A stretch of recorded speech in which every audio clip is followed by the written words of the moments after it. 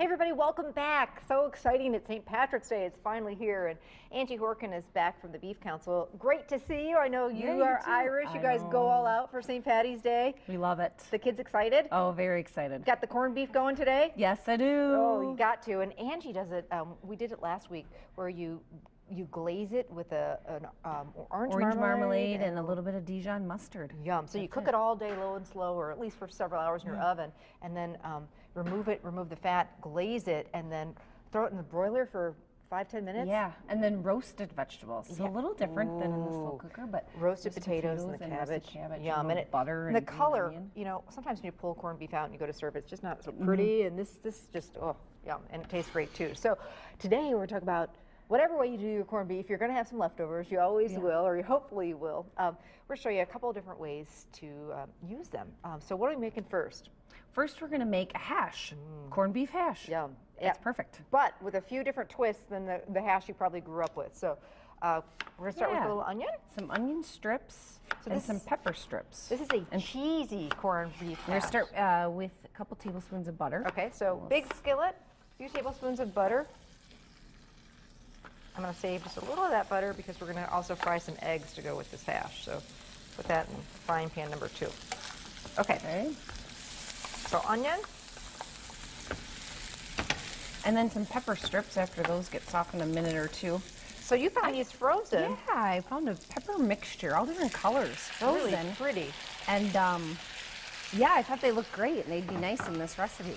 But if not, you can just slice up some green, yellow, and red pepper. So this is another fun little twist to the hash that's probably not, you know, there's a lot going on in this hash. It's a little bit more than the hash I grew up with, that's for sure. So just at home, let this saute for about how long? Yeah, I'd say 5 minutes. Salt and pepper? Salt and pepper, a little kosher salt. Some fresh cracked black pepper. Those peppers, the onions and the peppers smell, and there's going to be some nice color in this hash. Now let's talk about the potatoes. I bought the southern style, kind of more of the square ones. I like those. A little chunkier? Yeah, a little chunkier. Just frozen? So I bought a bag of those, and I've actually let them on thaw, so then they'll cook quicker. Okay. Let them on thaw, so we can add those next. Okay, so cook this at home for maybe a few minutes until the onions and the peppers start doing their thing. And now we're going to add our hash browns. Add our hash browns. All of them, or well, let's see how much. Let's see what fits in the pan. Okay. Well, eyeball it. I have to tell you, I haven't had corned beef hash in so long. My dad and I used to go for breakfast, and you know, you order corned beef hash and eggs at the coffee shop. But I think that is one of the ways I might be using my corned beef, and I love the idea. I love red peppers and yellow peppers, so I like that. All right, I'm going to get to work on my scrambled egg. Let's talk about the corned beef. I just I made 2 corned beefs. Okay. When I cook corned beef, I make 2, and when I roasted those in the oven, I just had a pan big enough, and I made 2. We ate 1 as that meal, and the second one, we don't have leftovers. You know what? You're so smart. We eat it all. And then the second one, I'm going to use in the recipes we're using today. You know, it's if you're cooking one and you really do like the leftovers, those roasts shrink down, and you know you don't want the whole thing to be polished off that night. I like a little leftovers. You know, we don't make corned beef enough, I don't think. So I really get a hankering for it.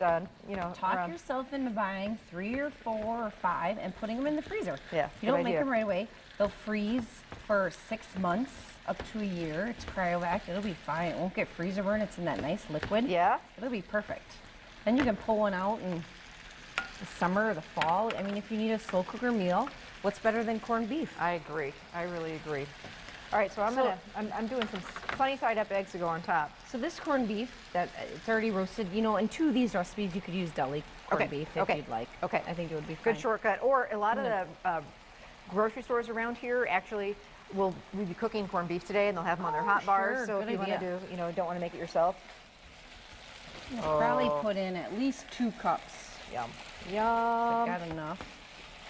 This is such a pretty corned beef hash. I mean, stuff in the can is okay, or however that comes it comes in a can, but this stuff is the real deal. It's so easy to make. You probably have most of the ingredients on hand. So we'll do some, I like sunny side up or over easy eggs. For these recipes with the chunk corned beef, I like chunking up cold corned beef. It's a little bit easier to trim off that fat cap. That's a good point. And if you have some seams in the inside that you want to get rid of, it's really easy to slice that off cold. It's easy to work with. Instead of doing it right away when it's hot. That's a good Let point. it put it in the fridge and let it cool down, and then it's so much easier to work with, and you can get it trimmed up real nice. So, Other question for people who may be just going today to get their corned beef, tell us about the two cuts and Sure. what cut you prefer. when you're in the supermarket, and they probably will not be labeled. They'll just be labeled the corned beef brisket. There's called a flat and called a point. I prefer the flat.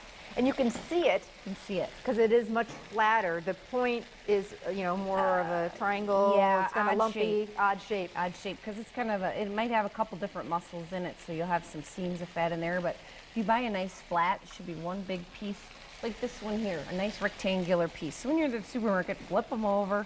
You can see them all through that bottom side packaging. It's a couple bucks more for the flat. It's going to be worth it in the long run because you're not going to have near the waste. You're also going to slice so pretty. Yes. So, and they're on sale now anyways. As Ange said, might as well buy an extra for the freezer. I'm just seasoning my eggs with a little bit of salt and pepper.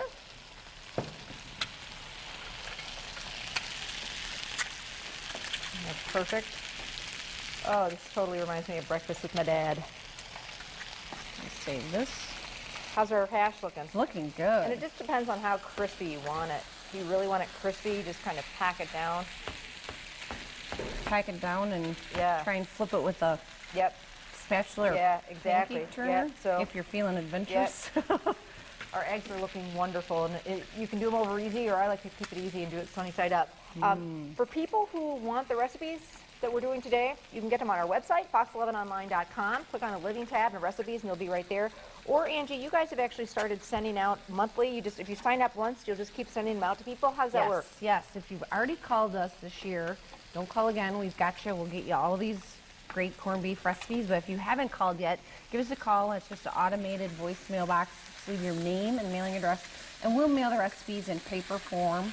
So you got them, and you got the nice pictures with them and stuff. And the phone number is 1-800-728-BEEF, which is 2333. This is starting to get crispy. Now, if it was my dad, he really likes it super crispy, so I'd let it cook a little longer for him. And I like to put the egg right on top.